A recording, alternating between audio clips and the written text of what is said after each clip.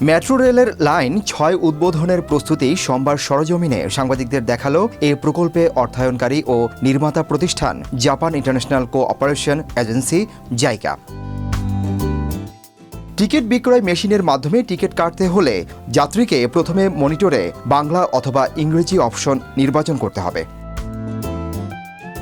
Single জার্নির জন্য একজন যাত্রী একবার যাত্রায় ৫টির বেশি টিকিট কাটতে পারবে না।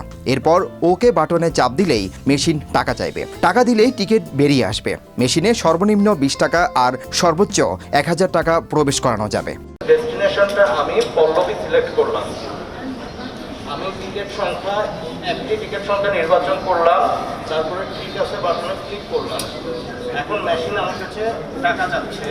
আমি এখন মেশিনে ৫০ টাকার নোট প্রবেশ করালাম। এখানে উল্লেখ করছে যে আমি ১০ টাকা ফেরত পাবো। আমরা ১০ টাকায় ফেরত পেয়েছি, সাথে টিকিটটাও ফেরত পেয়েছি। চলাচলের সুবিধার্থে মেট্রো রেলের উভয় পাশে ইঞ্জিন থাকবে। এতে করে গন্তব্যে পৌঁছানোর পর চালককে বাড়তি চাপ নিতে হবে না।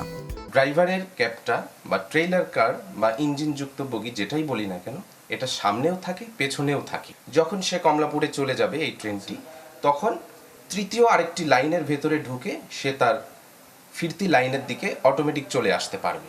এতে করে রেলওয়ে ট্রেনে যেভাবে ইঞ্জিনকে কেটে নিয়ে যেতে হয়, এখানে সেটা কাটতে হবে না।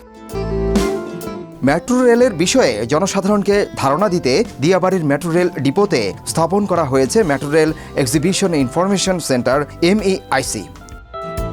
সিদ্দিকুর রহমান রোমন, প্রতিদিনের বাংলাদেশ।